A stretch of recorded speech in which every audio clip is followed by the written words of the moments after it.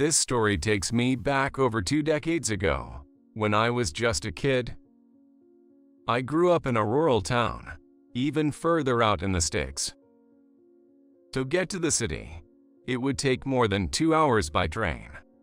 It's that kind of place. But it wasn't like those dramas or movies where everyone knows each other and gets along well in the shopping district. There wasn't that warm and friendly atmosphere. Although there weren't many people living there, nobody was really interested in each other. For better or worse, that's how I remember the town. Then came the summer I entered 7th grade. I had a bit of an unusual experience, which I'll talk about today. It happened one day during the summer vacation. My parents had divorced when I was very young, and at the time, I was living with my maternal grandparents. My mom worked during the day, and since my grandfather had passed away early due to illness, it was usually just my grandmother, who had trouble walking, and me spending time together. She was always smiling and kind, not much of a talker, but she would listen to me for as long as I wanted. I've always loved my grandmother for that. So, I never really felt lonely even when my mom wasn't around during the day. That day, I was supposed to go to the local pool with a friend, but they had to cancel at the last minute, so I was a bit sulky from the morning. Then my grandmother suggested we go together, and she ended up coming with me to the pool. She couldn't get into the water because she used a wheelchair, but she watched over me from nearby, so I was able to have plenty of fun on my own. Especially since it was incredibly hot that day, the water felt amazing. But back then, I was only thinking about myself, not considering my grandmother at all. Unable to enter the water, she had to sit in the scorching heat, which led to her getting a mild case of heat stroke. On our way back, I pushed her wheelchair and apologized. "Grandma, I'm sorry.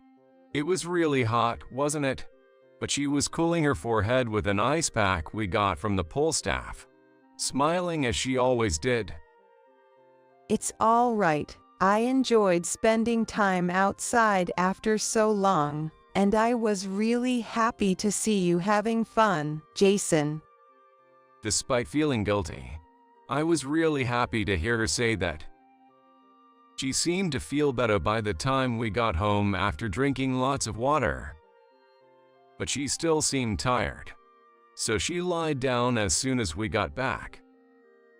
We were supposed to watch that drama together this evening. Sorry we couldn't, she said, looking apologetic.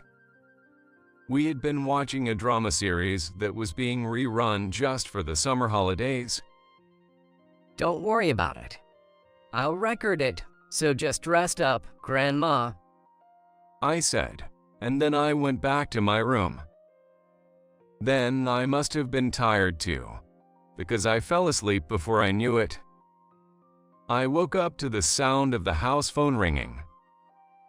Since my grandmother had difficulty walking, I was the one who usually answered the phone. Hello? I said as I ran to pick up the receiver, and it was my mom on the other end. Hello, Jason. I'm going to be late tonight because of overtime. I won't be home for dinner, so could you tell Grandma to order takeout or something? My mom is a nurse.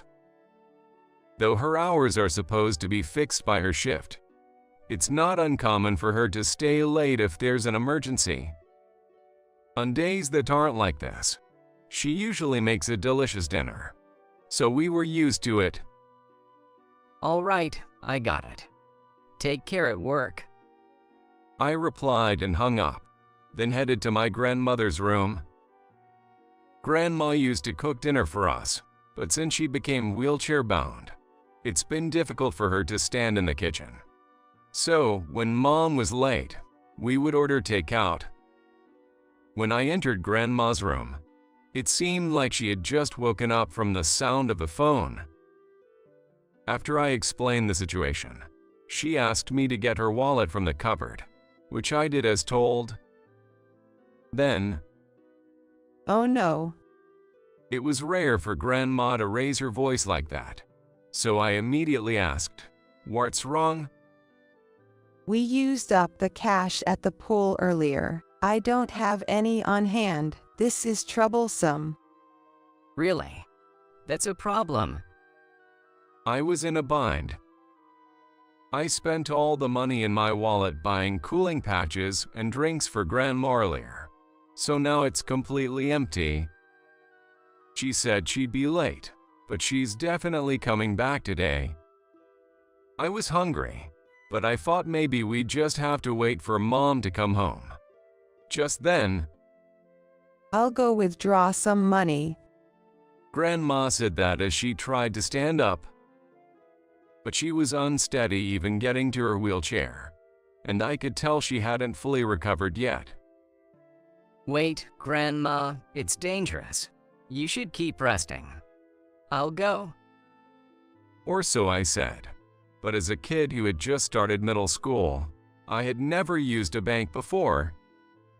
I had no idea what to do, but I couldn't bear the thought of letting her go in her condition. Jason, can you do it? Sure enough, Grandma was worried. But I reassured her, of course. I'm in middle school now, right? Just tell me what to do. Somehow convinced, Grandma then told me what I needed to do at the bank. It was essentially about how to use the ATM. She said it should be fine as long as I carefully followed the instructions on the screen. So, with the bank book and a note with the pen in hand, I set off. I had seen Mom use ATMs a few times before, but I always thought of it as something far removed from me, a child. Though it wasn't my account, taking this step felt like moving closer to adulthood, and I remember feeling a bit proud. The nearest bank was about a 5-minute walk away. Grandma had said that the ATM was immediately to the right after entering the door, but when I got to the specified place, my heart sank, because the ATM had an out-of-order sign on it. It looked like there was only one machine. And the sign also read, "We apologize for the inconvenience. Please use the counter service or visit another branch." It was clear that this ATM wasn't an option, and the other branch didn't seem to be within walking distance, leaving me at a loss. But I didn't want to go back without accomplishing the task Grandma had entrusted to me. Determined not to give up, I decided to go to the counter. Although Grandma had only told me about using the ATM, I figured the bank staff could tell me what to do at the counter. Stepping into a bank alone for the first time was a new experience for me.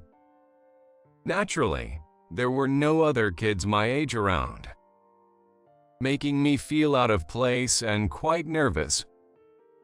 But wanting to reassure Grandma, I pushed forward to the counter.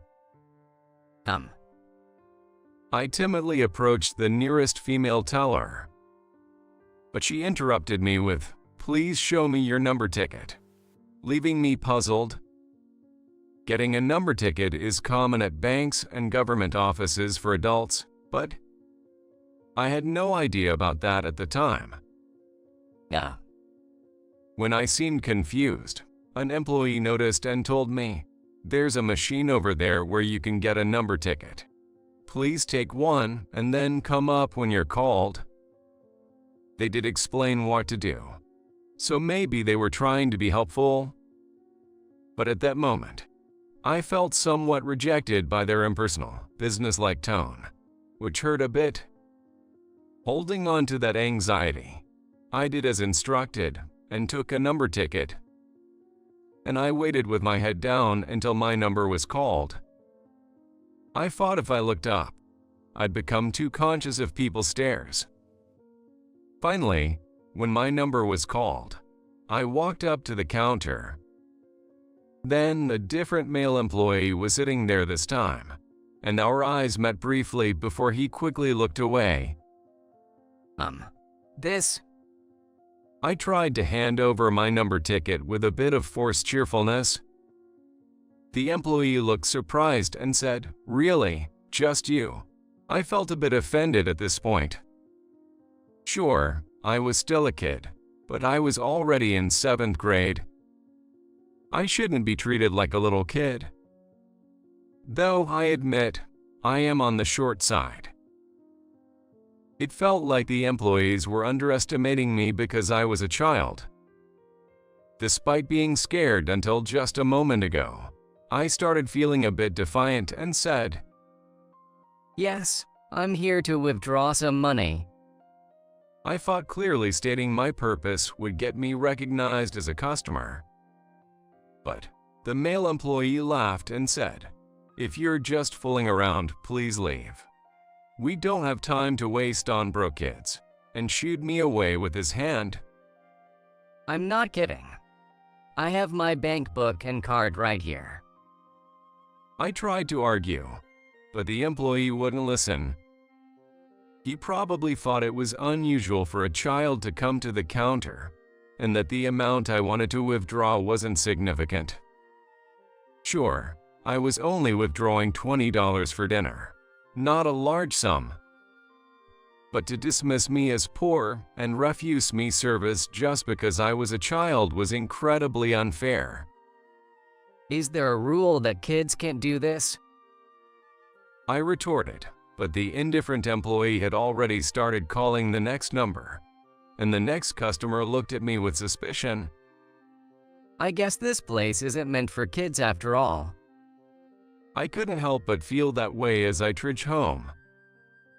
When I got back, my grandmother asked with concern, You took quite a while. Are you okay? I had intended to just mention the ATM being out of order without showing any concern. But the experience at the counter had been so frustrating. I ended up tearing up. After I explained what happened, my grandmother soothed me, saying, "I see, that must have been hard. I'm sorry you had to go through that." In the end, we decided to make sandwiches together and wait for my mom to come home. When I told my mom the same story, she got angry on my behalf, saying, "That's terrible treatment just because you're a kid." Despite being tired from overtime, she cooked delicious fried chicken and stir-fried vegetables. The incident at the bank counter was shocking, but the support from my kind grandmother and mom helped lessen the sting. I figured I wouldn't be going back to the bank anytime soon, and that things would be different when I'm an adult.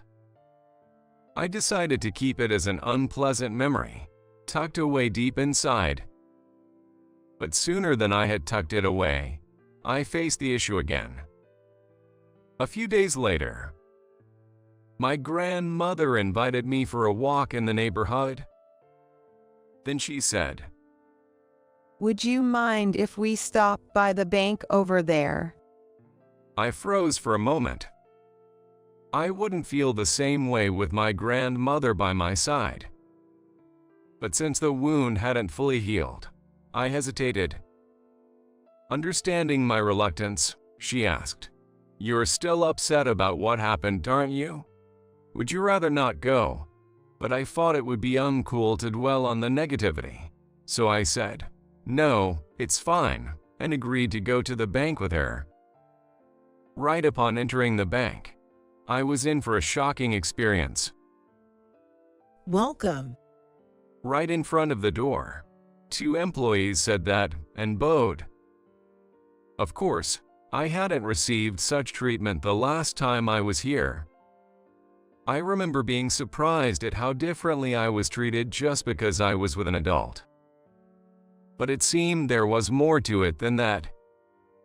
As they raised their heads from the bow, I inadvertently exclaimed, You were the ones from last time. "Yes, They were the same female and male employees who had served me previously. Having just had such an unpleasant experience, I wasn't exactly keen on seeing their faces again. But before I could dwell on it, they apologized. "We were very rude last time, and we apologize." Why?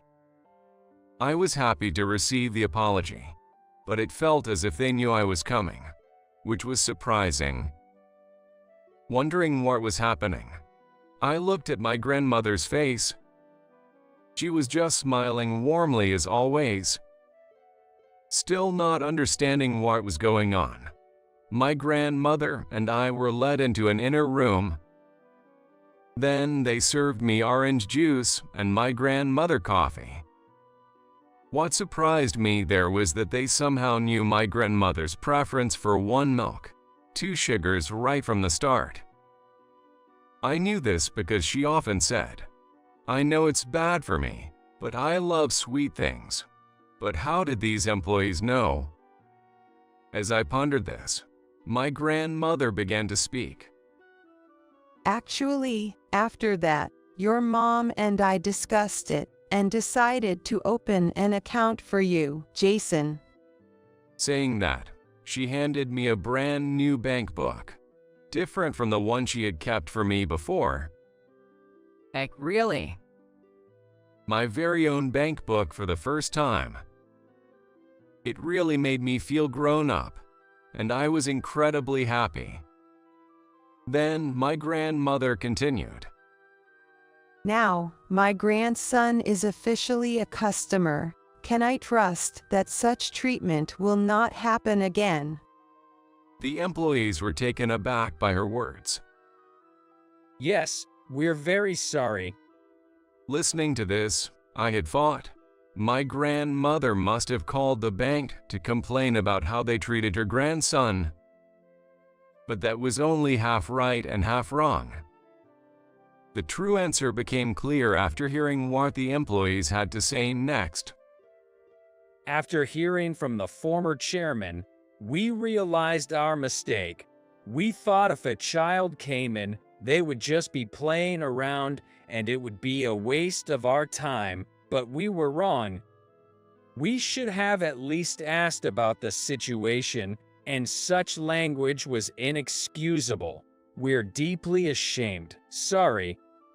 The regret they felt for their previous service was evident, and although the shock I experienced at that time won't disappear, this helped me feel like I could finally digest it.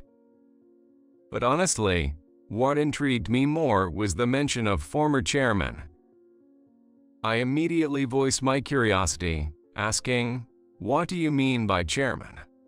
to my grandmother. And then, a surprising fact was revealed. It turns out my grandmother was once the chairman of this bank. Meaning, even though she had retired, she held a significant position for the bank. That's why the employees were so nervous and even knew how she liked her coffee. Yes, a customer's trust must be earned, and that trust is determined by how they are treated, regardless if they are a child or not. Hearing this, the employees bowed deeply. After being apologized to multiple times, I kept saying, "It's okay," over and over again. And so, my somewhat special experience came to an end. Until now, she was the sweet grandmother I loved. But after this incident, I felt like something about her had changed a bit. She became the kind and cool grandmother I admire. Even if she was the chairman, without people's respect, she wouldn't have been treated so preciously. Her words about trust made me realize it's something I too want to live by. It's been over 2 decades since then. My grandmother is no longer here, but the lessons and experiences from that time still live on within me. While I'm far from being a chairman, I now hold a position of responsibility and strive daily to be a trusted leader like my grandmother. If she's watching from above, I hope she's smiling with her usual warm smile.